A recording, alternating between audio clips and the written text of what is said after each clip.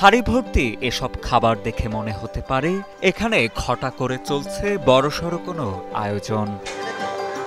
তবে আয়োজন বড় হলেও এটি কোনো সাধারণ বিয়ে বা অনুষ্ঠান নয়।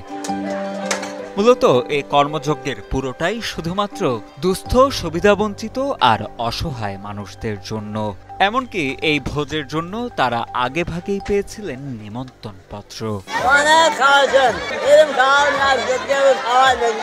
গত ৪ মে রাজধানীর উত্তরায় এমনই একটি মেহমানি ভোজের আয়োজনে বিনামূল্যে ৩ শতাধিক মানুষকে অতিথি আপ্যায়ন করে স্বেচ্ছাসেবী সংগঠন পারি ফাউন্ডেশন। এই যে এখানে আসছেন, কেমন লাগছে? আপনি কি এরকম দাওয়াত, মেজবানি দাওয়াত কি প্রায় পান? না, প্রথম। সে সময় তাদের জন্য রাখা খাবারের তালিকায় ছিল বিরিয়ানি, মুরগির রোস্ট, জালি কাবাব, বোরহানি, জর্দার মতো হরেক পদের খাবার। এমনকি খাবারের শেষে রাখা হয়েছিল পান সুপারিও।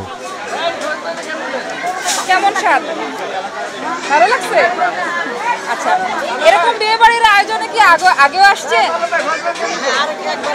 জানা যায়, পূর্ব পরিকল্পনা অনুযায়ী কার্ডের মাধ্যমে দাওয়াত দেওয়া হয় এসব দুস্থ ও অসহায় মানুষদের। পরবর্তীতে ভোজের দিন ফুল দিয়ে সেখানে বরণ করে নেওয়া হয় তাদের। অনেক ভালো লাগতেছে, অনেক খুশি আর খুশি অবস্থা অনেক ভালো লাগতেছে। এটা আমার জন্য খুবই সবচেয়ে বড় পাওয়া। ওকে এখানে আনতে পেরে এখানে আমার খুবই ভালো লাগতেছে। একবেলা ভরপুর খেতে পেরে বেশ খুশি অসহায় মানুষেরা। তাই সংগঠনের এমন মহৎ উদ্যোগ দেখে তাদের প্রতি কৃতজ্ঞতাও প্রকাশ করেন ভোজে আগত দুস্থরা।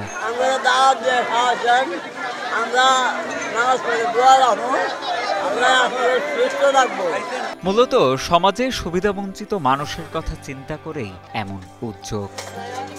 তাই ভবিষ্যতেও এমন মহৎ কাজের পরিসর আরও বিস্তৃত করার প্রত্যয় ব্যক্ত করেন সংগঠনটির সভাপতি আবু তালেব।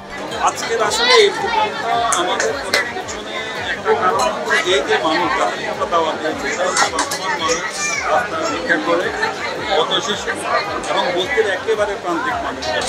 তো আমরা চাচ্ছিলাম যে এই মানুষদের যোগ্য সম্মানের ভিত্তিতে দাওয়াতপত্র বিতরণ করে তাদেরকে খাওয়ানো। যেমন বিয়ে সাথে যে ধরনের খাবার হয়, আজকের খাবারে আমরা তাদেরকে বিয়ের খাবার মতোই আয়োজন করেছি। সেটা আমরা কাচ্চি বিরিয়ানি রেখেছি, তারপরে রোস্ট রেখেছি, তারপরে বোরহানি রেখেছি, কাবাব রেখেছি, তাদের জন্য সালাদ রেখেছি, তাদের জন্য তারপরে জর্দা রেখেছি এবং সর্বশেষ তাদের জন্য আমরা মিষ্টি পানীয় ব্যবস্থা রেখেছি।